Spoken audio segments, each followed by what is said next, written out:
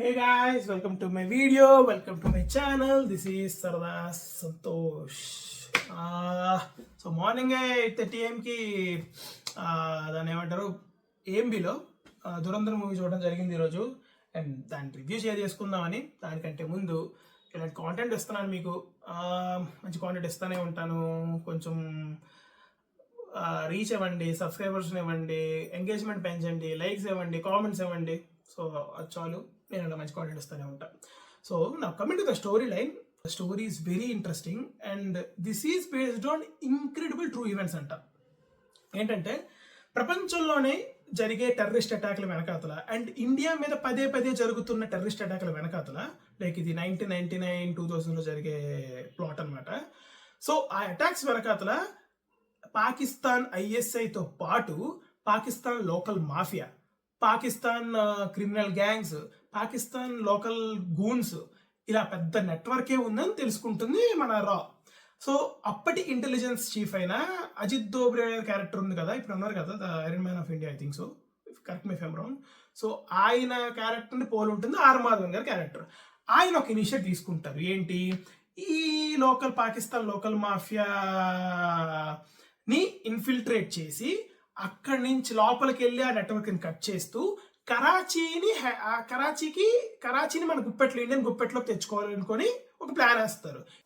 So ఈ ఆపరేషన్కి హంజా అనే అతన్ని సెలెక్ట్ చేసుకుంటారు. అసలు ఎవరి హంజా, ఈయన ఈ ఆపరేషన్లోకి ఎలా వచ్చారు, ఈ ఆపరేషన్కి ఎలా జరిగింది అనేది నేను main important of the film. Coming to the positives, నేను చెప్తున్నా the setup and the story నేను చిన్నదే అవ్వచ్చు, కానీ ఎంత ఇంట్రెస్టింగ్ ఉంటుందంటే,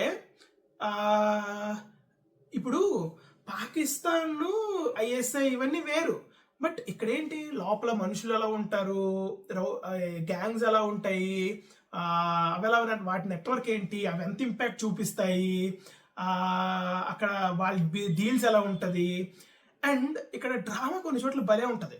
అంటే ఒక ఎగ్జాంపుల్గా చెప్పాలంటే, ఇండియా పాకిస్తాన్ కాన్ఫ్లిక్ట్ ఏంటో ప్రపంచానికి తెలుసు, బట్ పాకిస్తాన్లో ఉన్న వాళ్ళకే, అంటే ఒకే మతం కదా వాళ్ళకే వాళ్ళలో పడదు. బలోచిస్తాన్ అంటూ ఒకటి ఉంది, పాకిస్తాన్లో ఉంది, వాళ్ళకి గొడవలు ఏంటి, ఆ ప్రాంతీయ విభేదాలు ఏంటి, అండ్ ఐఎస్ఐ వీళ్ళందరినీ ఎలా వాడుకుంటుంది, ఒకవేళ టెర్రరిస్ట్ అటాక్ జరిగినా సరే ఐఎస్ఐ తన పేరు ఎలా తెచ్చుకోకుండా ఉంటుంది, వాళ్ళకి ఎంత యూనిటీ ఏడిచ్చొచ్చిందో క్లియర్గా చూపిస్తారు. ఆ డ్రామా చాలా బాగా అనిపించింది. అండ్ ఇంకొక బెస్ట్ పాజిటివ్ ఏంటంటే, the first 20 to 30 minutes setup ఎంత బాగుంటుందంటే, అరే నెక్స్ట్ లెవెల్ స్పై థ్రిల్లర్ చూడబోతున్నాం, మంచి పాయింట్స్ ఏవి ఉన్నాయి, మంచి సినిమా చూడబోతున్నాం అనే ఫీలింగ్ అయితే ఇస్తుంది. అంటే ఆ 30 minutes నుండి మెయిన్ ప్లాట్ ఇంట్రడక్షన్ అయిపోతుంది, రణ్వీర్ సింగ్ క్యారెక్టర్ ఇంట్రడక్షన్ అయిపోతుంది, ఒక చిన్న యాక్షన్ బిట్ అవుతుంది, ఆ తర్వాత అక్షయ్ ఖన్నా గారి క్యారెక్టర్ ఇంట్రడక్షన్ అవుతుంది. సో సూపర్ ఉంటుంది. ఇంకా తర్వాత నెక్స్ట్ మాట్లాడుకోవాల్సింది పర్ఫార్మెన్సెస్. చెప్తున్నా కదా, ఉన్నోడు ఎవడు చిన్నోడేం కాదు, అత్ ఆర్ మాధవన్, రణ్వీర్ సింగ్, అర్జున్ రాంపాల్, ఓలి అమ్మ చెప్తున్నా, అస్సలు ఒక్కొక్క యాక్టింగ్ చెత్త కొట్టారు అంతే. అండ్ పర్ఫార్మెన్సెస్ పక్కన పెడితే క్యారెక్టర్స్ కూడా అంతే బాగుంటాయి, వాళ్ళకి పర్ఫార్మ్ చేయడానికి మంచి స్కోప్ ఉంటుంది. ఒక్కొక్క తిక్కన కొడుకు. ఫస్ట్ హాఫ్ అంతా కూడా మీకు సినిమా 3 hours 34 minutes, ఆ రన్ టైం అంతా మేజర్ ఫస్ట్ 2 hours అంతా ఫస్ట్ హాఫే ఒక సినిమా చూస్తున్న ఫీలింగ్ ఉంటుంది, బికాస్ ఆఫ్ క్యారెక్టర్ ఇంట్రడక్షన్స్. ఈ 5గురితో పాటు ఇంకా చాలా క్యారెక్టర్లు ఉంటాయి, వరల్డ్ బిల్డింగ్ ఉంటుంది. ఇప్పుడు యూరి సినిమా చూశారు కదా, యూరి సినిమా చూస్తే మీకు ఆటోమేటిక్గా తను ఆదిత్య ధర్ గారు యాక్షన్ ఎంత బాగా చేస్తారో మీకు అర్థమై ఉంటుంది. బట్ ఈ మూవీ చూస్తే వరల్డ్ బిల్డింగ్ కూడా ఎంత బాగా చేస్తారో మీకు అర్థమవుతుంది. అంటే ఒక్కొక్క క్యారెక్టర్ అలా ఉంటుంది, ఒక్కొక్క ఏరియా అలా ఉంటాయి. ఇప్పుడు కరాచీ దాకా వెళ్ళాలంటే ఎన్ని ఏరియాలు కాంకర్ చేయాలి, ఎంతమంది ఉన్నారు, ఇలా ఒక్కొక్కటి చెప్పుకుంటూ భలే ఉంటుంది అనమాట. పర్ఫార్మెన్సెస్ అని చెప్పేసి ఎస్పెషల్లీ రణ్వీర్ సింగ్ అండ్ అక్షయ్ ఖన్నా చెత్త కొట్టారు. అంతమంది ఉన్నా వీళ్ళిద్దరు ఇంకా ఇంకో నెక్స్ట్ లెవెల్ అనమాట. రణ్వీర్ సింగ్ని మీరు తన ఫ్యాషన్ చాయిసెస్కి వేరే వాటికి ట్రోల్ చేయొచ్చు, బట్ నేను చెప్తున్నా, and it's coming to acting, ఆయన మీకు ఛాన్స్ ఇవ్వలేడు. అరే ఆయన పర్ఫామ్ చేసే స్కోప్ లేకపోయినా సరే ఆ సీన్లో ఆయన షైన్ అవుతారా. ఈ మూవీకి తన స్టార్ కాదు, ఆ హీరో కాదు, ఒక క్యారెక్టర్. ఆ క్యారెక్టర్ లానే ఉంటాడు, క్యారెక్టర్ లానే చేస్తాడు, సూపర్ అంతే. అండ్ అక్షయ్ ఖన్నా గారు ఉంటారు, సినిమాలో ఆయన క్యారెక్టర్ ఒక లో పాయింట్తో స్టార్ట్ అవుతుంది, బట్ చివరి వరకు ర్యాంప్ అంతే. ఆయన బాలీవుడ్ వాడు కూడా ఎప్పుడు మానేసింది, because he's not accepting films. Actually తనకి స్టోరీ అది బాగా నచ్చితేనే ఆయన యాక్సెప్ట్ చేస్తా అని చెప్పారు ముందు నుంచే. సో లాస్ట్ టైం మొన్న చావాతో వచ్చారు, ఔరంగజేబ్ క్యారెక్టర్ చేశారు. అండ్ ఇప్పుడు ఇది ఇచ్చి బయట సైడ్ అబ్బా చివరి వరకు గోలు కొరుక్కుంటూ కొన్ని సీన్లు అయితే, ఎస్పెషల్లీ క్లైమాక్స్. నెక్స్ట్ పాజిటివ్ వచ్చేసి music by Shashwat Sachdev. Starting to ending పాత హిందీ మ్యూజిక్ని తీసుకుంటూ దానికి వెస్ట్రన్ ట్యూన్స్ని కలుపుతూ కొడతాడు. బీజిఎం ర్యాంప్ అంతే. అండ్ ఆయనకి మనం ఖచ్చితంగా కూడా చెప్పుకోవాలి, ఎందుకంటే అప్పుడు యూరి సర్జికల్ స్ట్రైక్ అవని అండ్ దెన్ అటాక్ మూవీ అని ఉంటుంది, అది చాలా బాగుంటుంది సినిమా, చాలా మంది చూడలేదు కానీ ఎక్సలెంట్ బీజిఎం అయిన మంచి టాలెంట్. అండ్ ఇంకొక విషయం, డైలాగ్స్ గురించి మాట్లాడుకోవాలి. ఎస్పెషల్లీ సెకండ్ హాఫ్లో కొన్ని డైలాగ్స్ ఉంటాయి, సీన్ ఎమోషన్ని ఎక్కడికో పట్టుకెళ్తుంది ఆ డైలాగ్స్. అంటే మనకి గుండెలు పిండేసే ఎమోషన్ కాదు, అది అండర్ కరెంట్గా కొన్ని ఒక ఎమోషన్ వెళ్తూ ఉంటుంది. అది అర్థం చేసుకుంటే మీకు డైలాగ్స్ భలే పేలుతాయి. అండ్ ఎవ్రీ డైలాగ్ చాలా బాగా పేలింది, థియేటర్స్లో క్లాప్స్ పడ్డాయి. అండ్ ఇంకొక విషయం ఏంటంటే, మీకు లాస్ట్ క్లైమాక్స్ అయితే ఎంత బాగుంటుందో, సెకండ్ పార్ట్కి వదిలిన లీడ్ కూడా చాలా బాగుంటుంది. సెకండ్ పార్ట్ ఉందంటే వస్తుంది, బికాస్ మూవీ రన్ టైమే వాళ్ళు తీసినప్పుడు 7.5 అవర్స్ వచ్చిందంటే, అందుకే వీళ్ళు డెసిషన్ తీసుకొని 3.5 అవర్స్, ఇప్పుడు 3.5 అవర్స్ తర్వాత లైక్ March 16th రిలీజ్ అవుతుంది, March 19th రిలీజ్ అవుతుంది 2026లో. సో రివెంజ్ దురంధర్ అని చెప్పేసి, దురంధర్ రివెంజ్ అని ఆ సినిమా అయిపోగానే వచ్చేసి లైక్ వెళ్ళిపోకండి, ఆ బిట్లు వేస్తారు. అండ్ ట్రైలర్ టీజర్ చూసి వచ్చి ఎవరైతే యాక్షన్ ఎక్కువ ఉంటుందో ఎక్స్పెక్ట్ చేస్తారో డిసప్పాయింట్ అవుతారు, ఎందుకంటే అదంతా సెకండ్ పార్ట్లో ఉంటుంది. మెయిన్గా ఇక్కడ డ్రామా ఎక్కువ ఉంటుంది అనమాట. ఆ డ్రామా గురించి మనం మాట్లాడుకుంటున్నాం. అండ్ సినిమాలో ఇంకొక major positive is action blocks. అంటే ట్రైలర్లో టీజర్లో చూపించిన వాటి ఉండవు కానీ వేరే యాక్షన్ బ్లాక్స్ ఉంటాయి. అండ్ నేను చెప్తున్నా, ప్రతి action block beautifully composed and beautifully designed. ఎంత న్యాచురల్గా ఉంటుందంటే, టెన్షన్ బిల్డింగ్ అవని, ఒకరిని తాడు పట్టుకొని రోడ్డు మీద ఈడ్చుకెళ్ళే సీన్ ఉంటుంది, పెద్ద సీక్వెన్స్ అది. ఎక్కడా కూడా వాళ్ళు సీజే వాడలేదు, ఆ డూప్ వాడలేదు, ఏం లేదు, అలా పర్ఫామ్ చేశారు. అండ్ సినిమాలో ఉండే ఏ ఒక్క బ్లాస్ట్ కూడా సీజే కాదు, చాలా ఒరిజినల్గా, చాలా ఆథెంటిక్గా, చాలా బాగా కష్టపడి చేశారు, అది క్లియర్గా అర్థమవుతుంది. And coming to the technicalities, and this film is technically strong, చాలా స్ట్రాంగ్. Cinematography by Vikas is very good. అంటే చాలా చాలా నీషే ఉంటుంది అనమాట సినిమాటోగ్రఫీ, కొన్ని బ్లాగ్స్ కానీ ఇవన్నీ చాలా బాగుంటుంది. అంటే ఎక్కడ కూడా మనం నిజంగా స్పై థ్రిల్లర్ చూస్తున్నాం, వాళ్ళు ఫర్ ఎగ్జాంపుల్ ఇప్పుడు ఇంత పెద్ద ఏజెంట్స్ మాట్లాడుకుంటుంటే మన మధ్యలో కెమెరా పెట్టి ఒక థర్డ్ వ్యూ పాయింట్లో మనకు చూపిస్తారు, అది చాలా బాగా వర్క్ అయింది.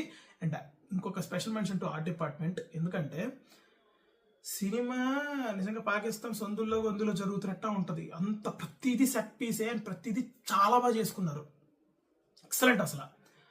ఇప్పుడు నెగిటివ్స్కి వెళ్తే, రన్ టైం చాలా ఎక్కువ, నేను కాదన్ను.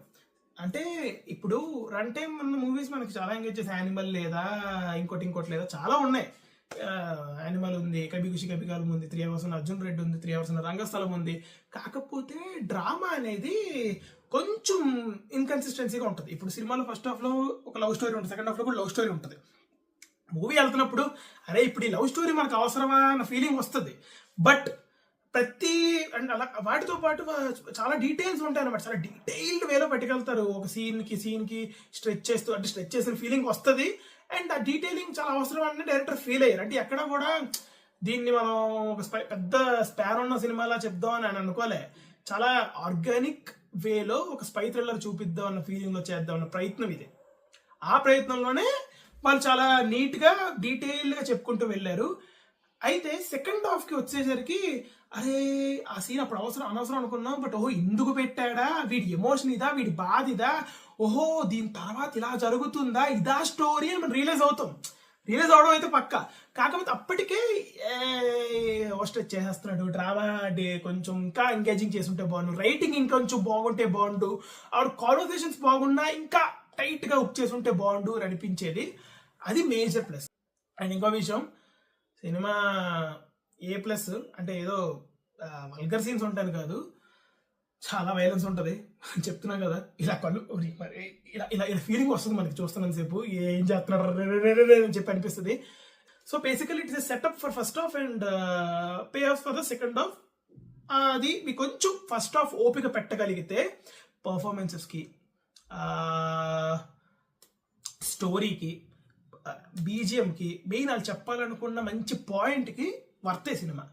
అండ్ ఇక్కడ ఇలాంటి సినిమాలు మన ఇండియన్ ఫిల్మ్ ఇండస్ట్రీలో చాలా తక్కువ. అంటే ఒకప్పుడు కూడా ఓల్డ్ స్పై మూవీస్ అనేవి వచ్చాయి.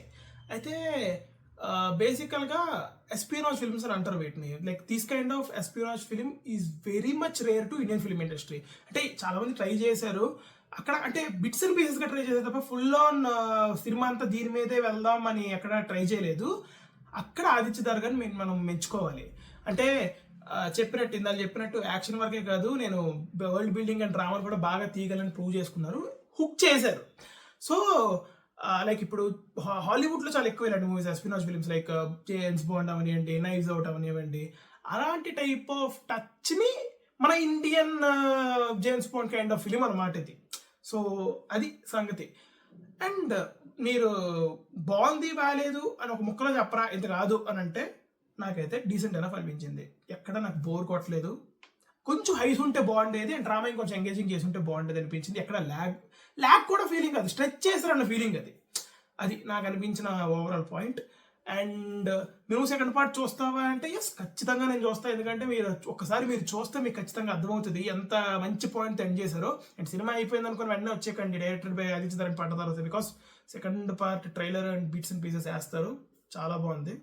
సో అదనమాట. నేను రివ్యూస్కి రేటింగ్ అలా కాకుండా పప్పీస్ ఇద్దాం అనుకుంటున్నా. లైక్ 5కి ఎన్ని పప్పీస్ అని చెప్పేసి. For this film, for Dhurandhar film, I'm giving 3 puppies. మీరు ఒకవేళ సినిమాని చూస్తుంటే మీకు ఎలా అనిపించిందో కింద కామెంట్స్లో చెప్పండి. అలాగే మీరు ఎన్ని పప్పీస్ ఇస్తారో కామెంట్స్లో చెప్పండి. సైనింగ్ ఆఫ్, దిస్ ఇస్ సరదా సంతోష్, బాయ్.